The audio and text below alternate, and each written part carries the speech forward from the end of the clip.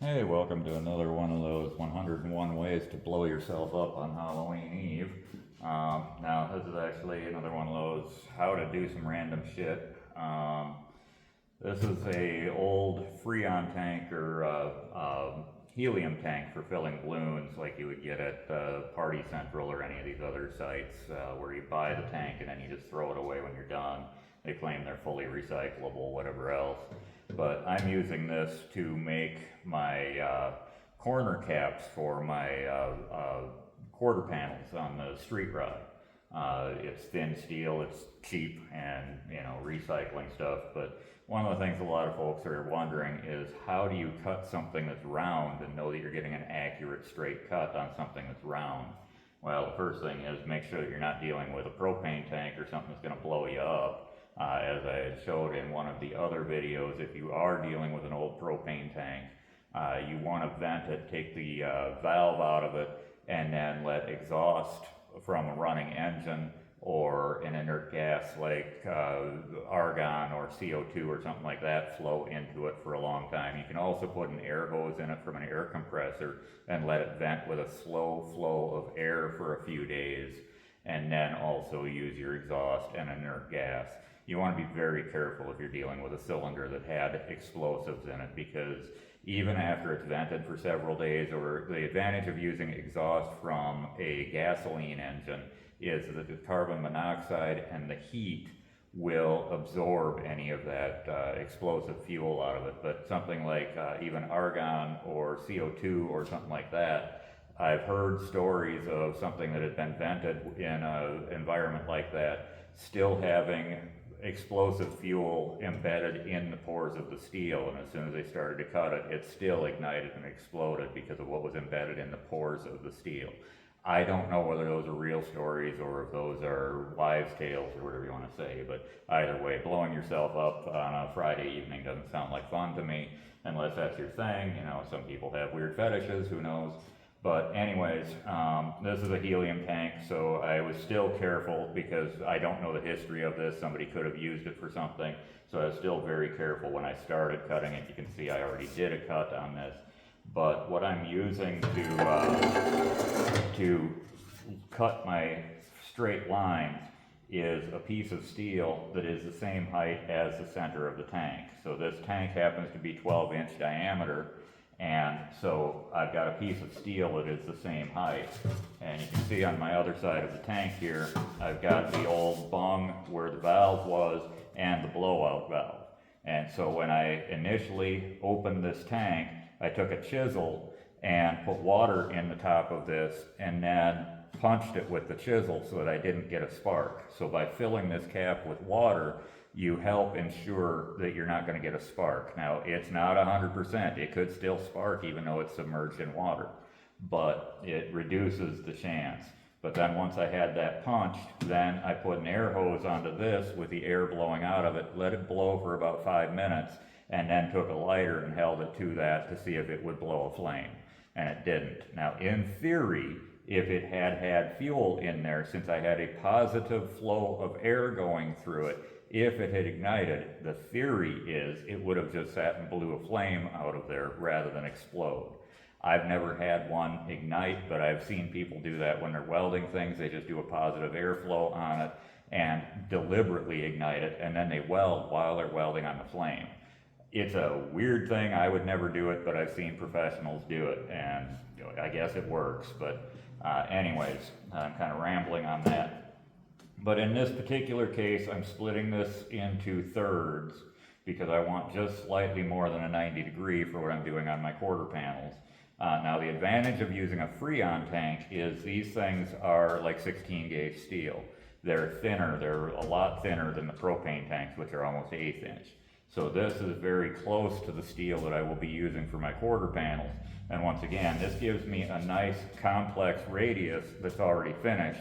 So I don't need to hammer and anvil this or heat shrink this or anything else. I can just cut this to my shape and size, and it gives me this nice finished outside corner that saves me a hell of a lot of metal work. And hey, take something out of the landfill and makes use of it. So I'm going to finish my cut on this side, and then I'll run down the other side of it to take this third out of there so you can see how I'm doing this. My stop here, I've got a very good back stop clamped in place, which is just a piece of angle iron clamped to the table. Now, if I wanted this to be absolutely perfect, the first thing I'd do would be grind this weld out so that I'm not tippy. This is a little bit tippy. I don't care if it's not exactly perfect. I'll be splitting a section out of this and shrinking it when I'm done. But anyways, I'll finish my cut here and then I'll come around and you'll be able to see how easy this cuts with the 040 or the cutoff wheel on the grinder. But you want your gate or your piece that you're using for your alignment to be heavy enough that it's not going to move. And then you also want to make sure that you are staying out of the way in case this disc explodes or that it grabs. Now, I've been using these things for 30 years, so I tend to do things that are a little sketchy. I should have this tank clamped down real well, and I don't, obviously, and I'm working one-handed with it. If you're not using this stuff every day, make sure that your piece is clamped, which is going to be a little bit hard. You'd have to probably weld something to it, and you know, two-hand your grinder at all times. But anyways, here we go, doing sketchy shit. Do as I say, not as I do, but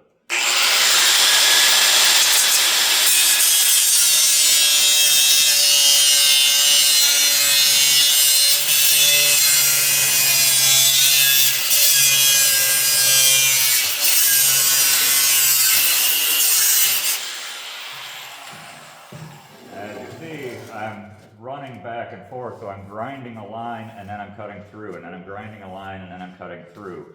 So I'm not pushing it in and running it along like a skill saw. That's how you get better life out of these things, is by not just shoving it in and trying to use it as a skill saw through. You'll see it slow down when I hit this weld, because that's going through 3 layers, plus it's hardened from the weld.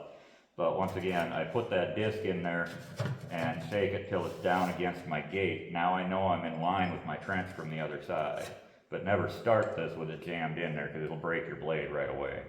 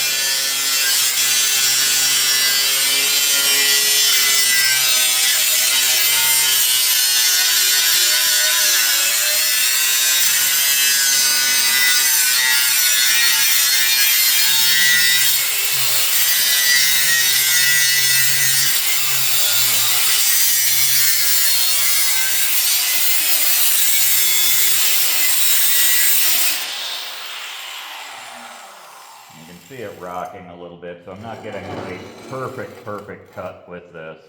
Now in this particular one, I need to slide down, so I'm pushing against that clamp because I'm on the back end of this.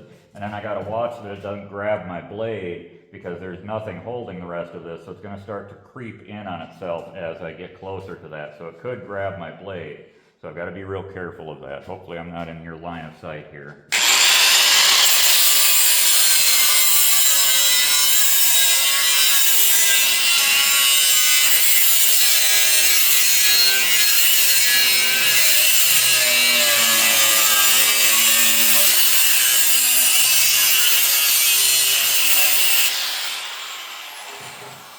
Got elevated a little bit on that one.